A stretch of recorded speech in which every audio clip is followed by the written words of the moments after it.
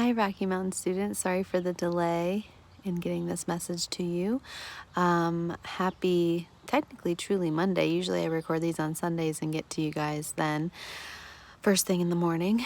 But life happened and I wasn't able to get to that last night. But I'm here with you today and wanted to touch base on how last week's grading will look and then how this week's assignment should be prepared. So Melody and I, as we usually do, are going to just kind of divide the different posts from the Student Instructor Forum on external environments impacting our internal operations and get those graded to you this week and get feedback and comments to you. And then this week's assignment, you're looking a little bit more intentionally at the new, at maybe a new term for you, the term stakeholder. And I renamed the assignment from stakeholder table to stakeholder reflection and analysis, I believe. I can't remember exactly off the top of my head, but I just felt like the stakeholder table name no longer really fit because this assignment has been really restructured quite a bit since its original formation to meet the needs from student feedback and what's really important takeaway from the assignment. So it's definitely not a typical formal scholarly paper where you're writing, long, lengthy academic paragraphs.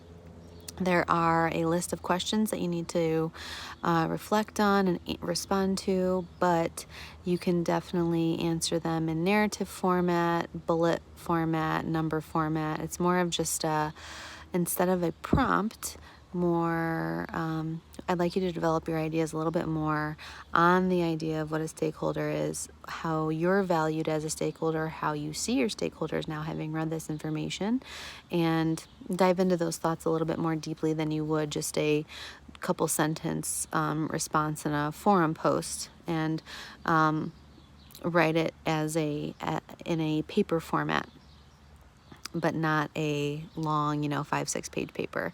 A couple questions that I've gotten regarding the assignment is, do you have to have a cover page? You do not have to have a cover page for this assignment because it's not a traditional academic paper, or a running head for that matter, but definitely responding to questions thoroughly, succinctly, and thoughtfully is important. Having references will be important, no different than any other time we've written anything in the course, and citing those references as they are used will also be important to do. But the idea of a stakeholder, to some of you, this may be a new term. To some of you, you've heard the term before, but really haven't considered yourself as how you are one or how your stakeholders influence your clinical practice. We all have stakeholders in our daily lives. For clinicians, it's your patients, parents or guardians or whoever oversees their care as you administer your healthcare skills. We might be viewed as a stakeholder from our superintendents or our principals or our clinic supervisors or managers, or anyone who might be leading us for that matter.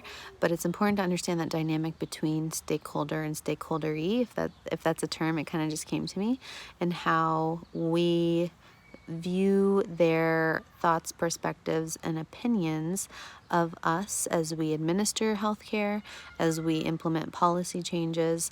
I'm sure many of you have been in the position where you've been kind of voluntold, or more or less, hey, here's our new policy and this is what we're doing, and it impacts you quite a bit.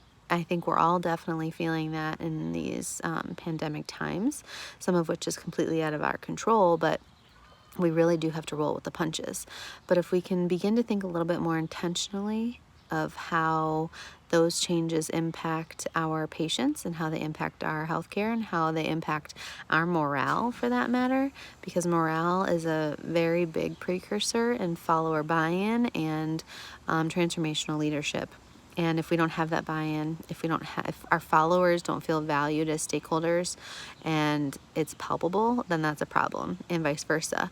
I'm sure, like I said, many of you have experienced that negative situation where you're kind of just told this is how we do things, and how it definitely directly for sure impacts you and oftentimes can even indirectly impact you, and you have so many questions as to why is this a change, why wasn't I included in this conversation or invited to the table since this impacts me, and so on and so forth. We often find ourselves in those situations because our leaders, unfortunately, don't maybe understand the value of a stakeholder or see us as a stakeholder, and that can be troubling at times, and it can dismantle any kind of trust, transparency, like I mentioned before, follower buy-in, and really trying to implement transformational practice into your leadership. It would be also crazy to think that every single time we need to implement something new or change the way we're doing something is that we always get follower feedback. That's very difficult as well, but making sure that at least the transparency piece is there so they understand how it can impact their future, even to the most minute degree. We have to begin to think of those things and anticipate those barriers to possible change, as we mentioned during our change management week 2 weeks ago, because it all ties in together. And so you have to really see it from the 30,000 foot view. So this week I'm asking you how you are valued as a stakeholder and how you value those who are stakeholders within your group, and then reflecting on those questions that I've listed in the prompt or in the assignment for this week. So I hope you all had a great weekend and have a wonderful week this week, and I will be in touch. Please reach out if you have any questions for me. Thank you.